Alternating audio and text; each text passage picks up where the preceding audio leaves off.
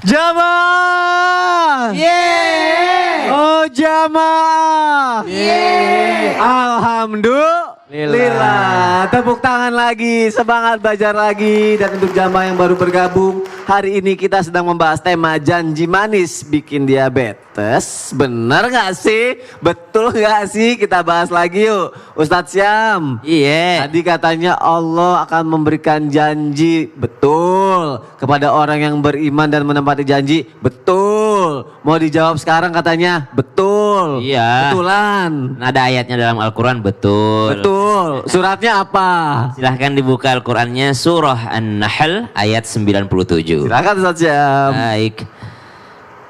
A'udzu billahi minasy syaithanir rajim.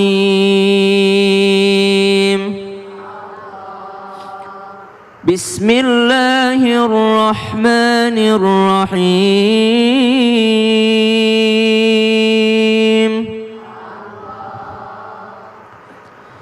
Man 'amila salihan min dzakarin aw untha wa huwa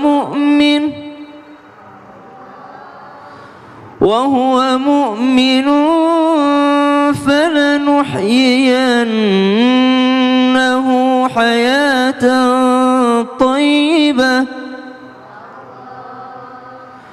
walanajziyannahum ajrahum bi ahsani ma kanu ya'malun.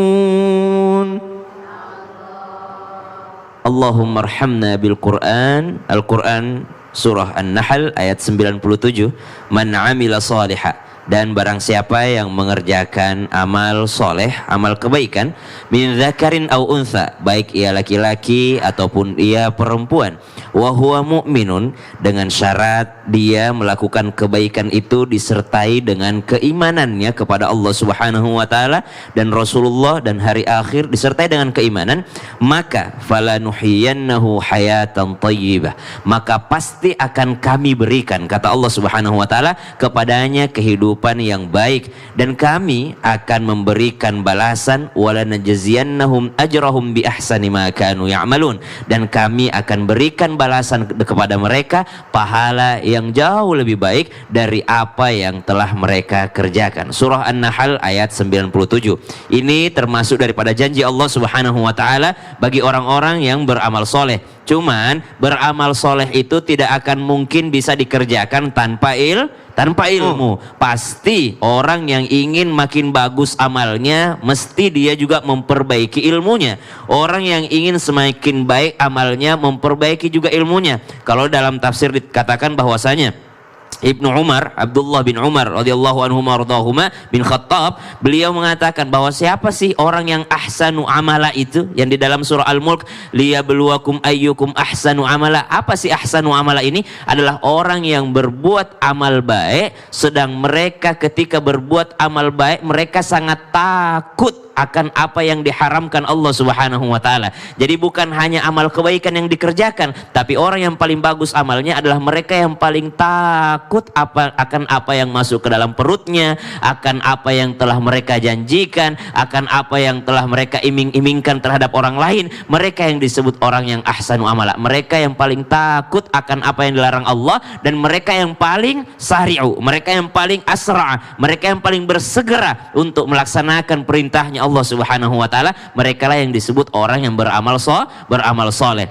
Kemudian dalam ayat ini juga disebutkan bahwasanya ada syaratnya, baik dia laki-laki ataupun perempuan, kalau udah amal soleh pasti baik itu, tapi ada syaratnya. Apa syaratnya? Beriman, wa huwa mu'min. Karena ada orang yang mungkin berbuat amal soleh tapi hanya untuk dirinya sendiri. Karena amal soleh itu pasti akan ada balasannya, baik dia beriman ataupun tidak beriman. Tapi bagi orang yang beriman, falanuhyiyannahu hayatan hayatan thayyibah, maka dia akan diberikan kehidupan yang baik. Jamaah, kalau kita melihat orang lain, ada mungkin orang yang kita lihat, rumahnya kecil, rumahnya kumuh, subhanallah pekerjaannya mungkin kelihatannya bagi kita tidak bagus, tapi subhanallah tidak pernah terlewat waktunya untuk sholat 5 waktu ke masjid, tidak pernah kita lihat dia minta-minta kepada orang lain. Ada aja kalau buat makan mah subhanallah. Apakah kita akan mengatakan bahwa dia hidup sengsara? Bisa jadi hatinya lebih tenang dibandingkan orang yang jauh lebih besar rumahnya.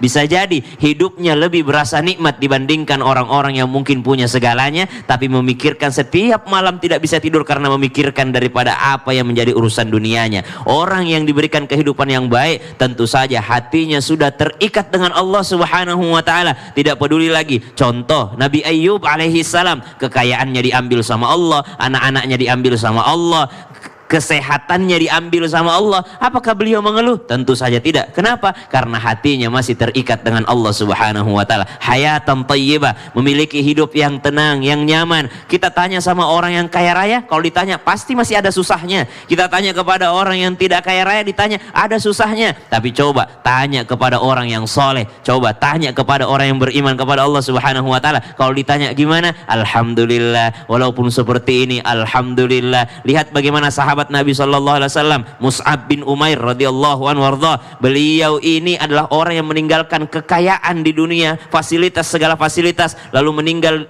syahid di perang Uhud dengan sehelai kain. Tapi apa? Lihat kehidupannya. Beliau adalah orang yang paling bahagia. Kenapa? Karena tidak diukur dari luarnya saja kebahagiaan itu, tapi yang merasakannya. Berarti kehidupan yang lebih baik itu bukan hanya perkara materi ya. Bukan dong, Allah, ya? Bukan, subhanallah. Dan itu yang berbicara adalah orang-orang yang punya materi sebenarnya. Masya Allah. Terima kasih Ustaz Syam. Tepuk tangannya dong.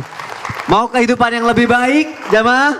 Berarti kata Ustaz Syam bersegera untuk menjalankan perintah Allah. Masya Allah. Dan bersegera juga untuk yang satu ini. Oh, ini penting banget. Jamaah ini mau disimak. Mungkin yang ada di studio juga relate dengan yang satu ini ya. Katanya, pernah dengar juga nggak coba kalau hutang adalah janji, janji adalah hutang gitu ya. Nah bagaimana nih kalau misalnya orang yang udah berutang, dia nggak mau bayar utangnya, tapi dia juga udah janji mau bayar utangnya. Gimana itu? Yang janji itu juga orangnya mungkin bisa dibilang ekonominya tapi pas-pasan.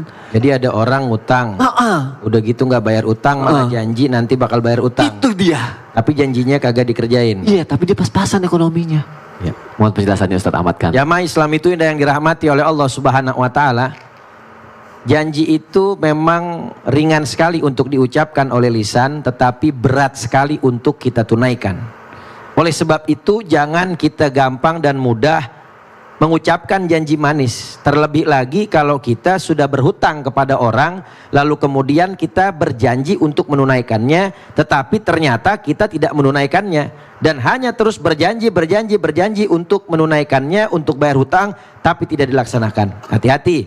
Di dalam satu hadis yang diriwayatkan oleh Imam Bukhari, Imam Ahmad, Imam Turmudi, baginda Rasul Nabi Muhammad SAW, beliau bersabda, "Man akhadha amwalan nas li'adaha adaha Allah, wa man akhadahu walam yuridu an adaha fa'atlafahu Allah Ta'ala."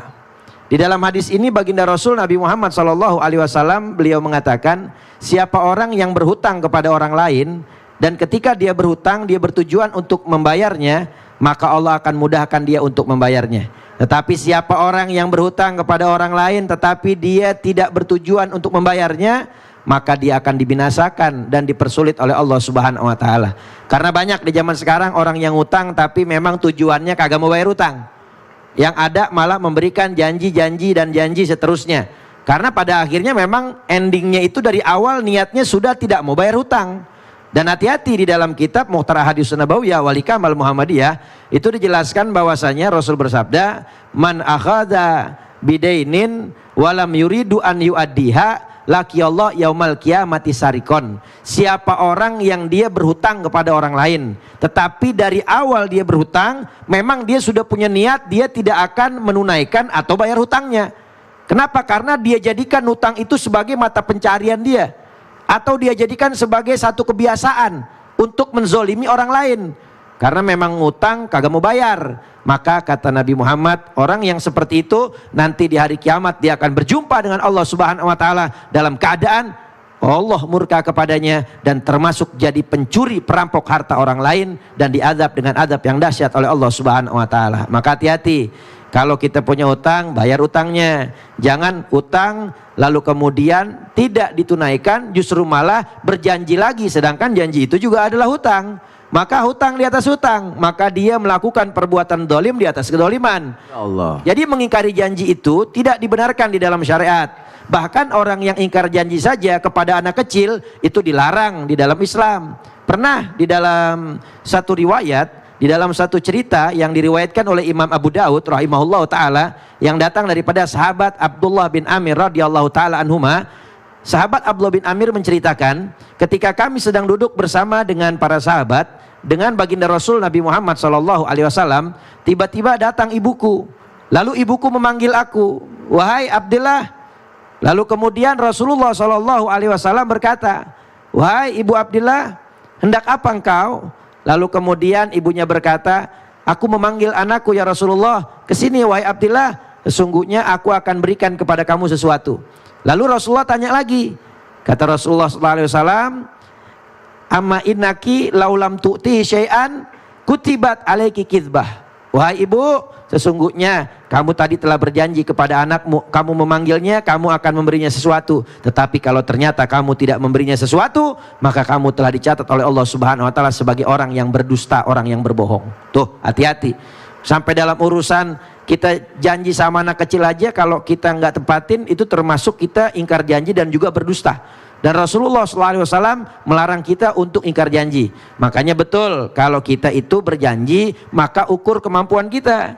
Tadi Ustadz Maulana tuh nasihatin, kalau kita janji, maka ukur kemampuan kita. Jangan kita berjanji sesuatu yang di luar kemampuan kita. Kenapa? Karena nanti kita akan berdusta dan kita akan ingkar dengan janji kepada orang tersebut, dan kita termasuk golongan orang-orang yang termasuk munafik.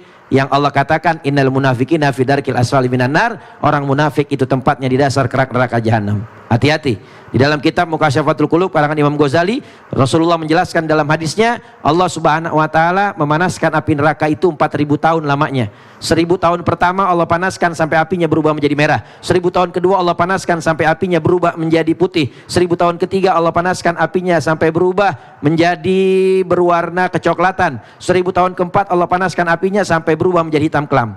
Satu hari di akhirat, 1000 tahun di dunia. 4000 tahun lamanya Allah panaskan api neraka. Berarti kalau hitungan dunia kurang lebih 4 juta tahun lamanya Allah panaskan api neraka. Allah. Dan ketika ada sahabat tanya, "Ya Rasulullah, bagaimana itu siksa neraka?" Nabi katakan, seringan-ringannya siksa neraka, satu butir bara api daripada bara api neraka, sebutir biji sawi diletakkan di bawah telapak kaki manusia, maka dia punya otaknya matang mendidih.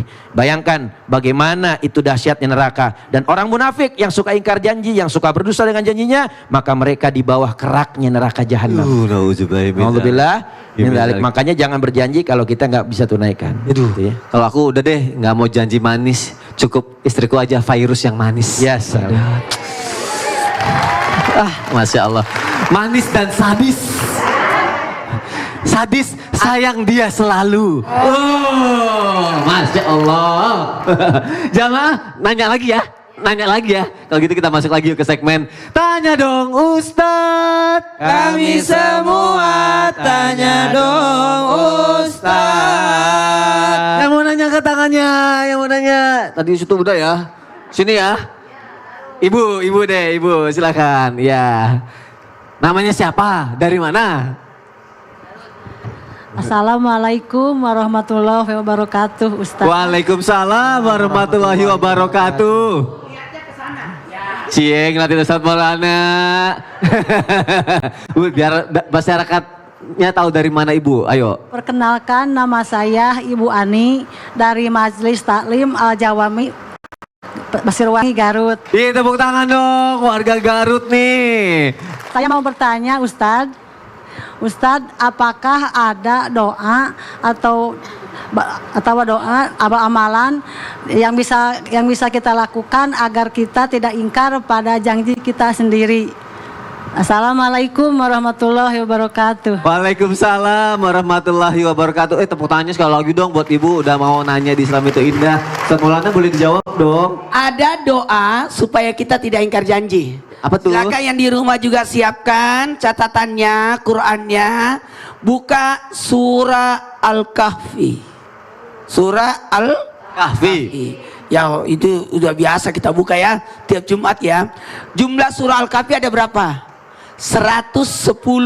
Nah, di ayat 10 di surah Al-Kahfi di situ ada doa. Rabbana atina min ladunka rahmatan wa ahilana min amrina rasada. Di situ ada doa. Tandain itu doa. Baca itu doa. Makanya kalau kita di hari Jumat disuruh amalkan itu membaca surah Al-Kahfi, yakni entah itu malam Jumat atau di harinya Jumat, di pagi harinya dibaca 110. Kalau tidak sempat dicicil aja 10 dulu. 10 dulu. Lama-lama nanti agak insya Allah mudah. Nah, gimana pengamalannya? Surah Al-Kahfi ayat 10 ini sebaiknya dibaca setiap akan sesudah sholat, setiap, karena maknanya luar biasa loh. Ya Allah, berikanlah kami rahmat, itu rahmat yang ada di sisimu, dan bantulah kami untuk menjalankan urusan kami. Itu maknanya. Jadi rahmat Allah yang kita butuhkan dan memohon petunjuk Allah untuk kita diarahkan. Jadi dikasih jalan keluar untuk menyelesaikan urusan kita. Jadi kalau kita punya janji, janji sesuai rahmat Allah, kasih sayang Allah, dan mohon izin semoga kita dibantu untuk menyelesaikan urusan kita, terutama yang namanya janji. Nah, ada lagi amalan nih, bisa dicatat. Kalau ini pasti bisa nih yang di rumah semua. Apa tuh? Apa tuh? Sesudah salat Jumat sebaiknya, saya kutip dalam kitab Irsyadul Ibad, bagusnya kita baca surah Al-Fatihah 7 kali, Al-Ikhlas 7 kali, Al-Falaq 7 kali, An-Nas 7 kali, kemudian baca 3 ayat dari surah Al-Baqarah sesudah salat Jumat. Untuk apa? Allah kasih kita perlindungan selama 1 Jumat. Baik, Masya Allah. Terima kasih Ustaz Maulana. Tepuk tangannya dong. Terima kasih Ibu sudah bertanya. Dan sekarang aku mau bacain pertanyaan dari jamaah yang ada di rumah ya.